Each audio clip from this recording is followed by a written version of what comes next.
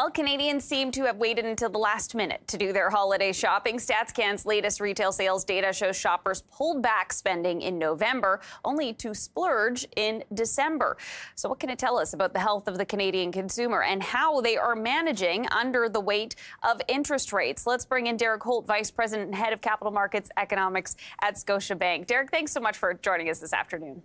It's a pleasure. Thank you. So looking at this retail sales data, it's a little interesting because we had this decline in November and, in fact, a revision lower to the October data as well.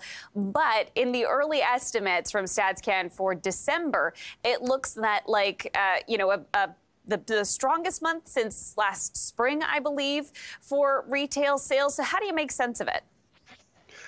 Yeah, it's volatile data. I mean, I didn't think that the November numbers were a big change. I mean, they were roughly flat in volume terms, taking out some of the price effects. And then in value terms, they were up about 0.8 month over month for the month of December.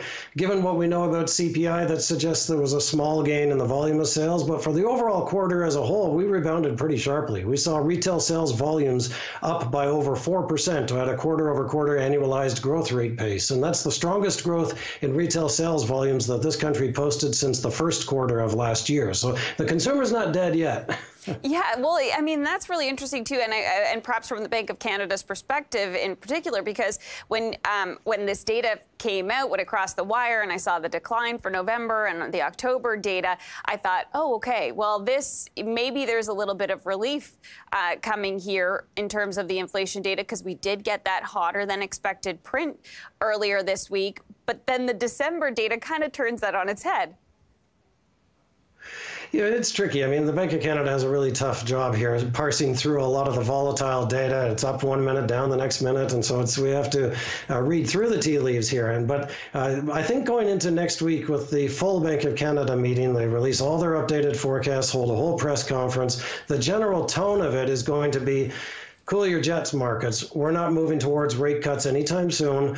The March-April pricing, March has been largely taken out now compared to the pricing in December. April is probably still a little bit too soon in my opinion. And I think they're probably going to say, we're now worried that we might be at a renewed inflection point higher in terms of inflation risk. We just got two back-to-back prints that showed their preferred core inflation measures, trimmed mean, weighted median, were up about 4.5% at a month-over-month annualized pace, seasonally adjusted, well above their 2% inflation target. And now we're going through another round of shocks at the global level with shipping costs on the rise and with all of the underlying idiosyncratic factors driving Canadian inflation at the same time. In your commentary this week, Derek, it sounded like you were questioning whether rate hikes would happen this year at all. Rate cuts? Yeah. Rate cuts, rather. Yeah, probably not rate hikes. I'm struggling with that too, Jacqueline. It's okay. Those might be off the table as well, yeah.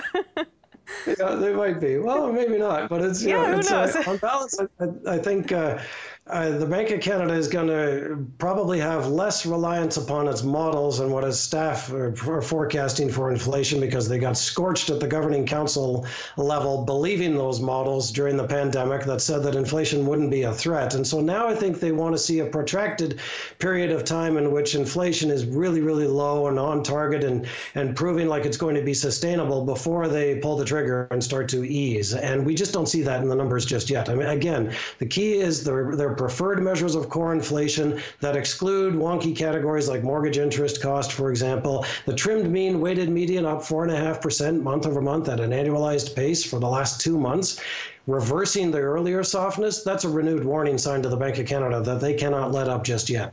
I wish that they made the headline rate the preferred rate. And not necessarily that it had to be the headline rate, but just make it in the headline. Put that out front so that we know what we should be, the most focused on, because there are so many of these measures, Derek, that, to sort of pick and choose, they sort of tell some different stories sometimes. You're bang on. I mean, what they officially target is the headline inflation rate, the all-inclusive measure, at a 2% level is what they are striving to achieve within a 1 to 3% policy target range. But they emphasize they want to hit 2% over the 1 to 2 year period of time. But what they use as the operational guide to achieving that would be their preferred core measures, because they realize that headline inflation can be volatile. It can be buffeted by factors like gasoline prices and food prices. They want to have an underlying degree of inflationary pressures that they think that they can have greater control over, and that is more stable, and that reflects broader economy-wide pressures. And those are the measures that I think they should be worried about, and that they probably will be worried about. They're still a little bit too hot for their liking. In fact, quite a bit too hot. And wages as well, Derek. That's another one that you've highlighted as a component that the Bank of Canada is probably still concerned about, quite concerned about at this point. I think that's a global factor.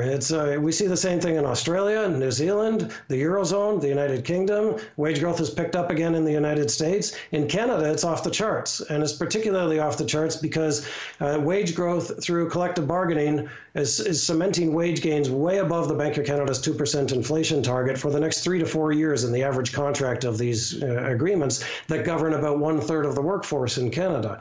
And on top of that, we have sagging worker productivity. So higher pay for less output is inflationary on both counts in terms of how businesses will be passing on the combined costs and effects of those two drivers. Layer on high immigration, lean housing availability, lean auto stock in terms of lean inventories of autos, ongoing shipping and supply chain problems across the global economy. We can't let up on inflation just yet. The last thing you want to do is to heap rate cuts on top of that environment and wind up renewing the same imbalances and going through all this all over again.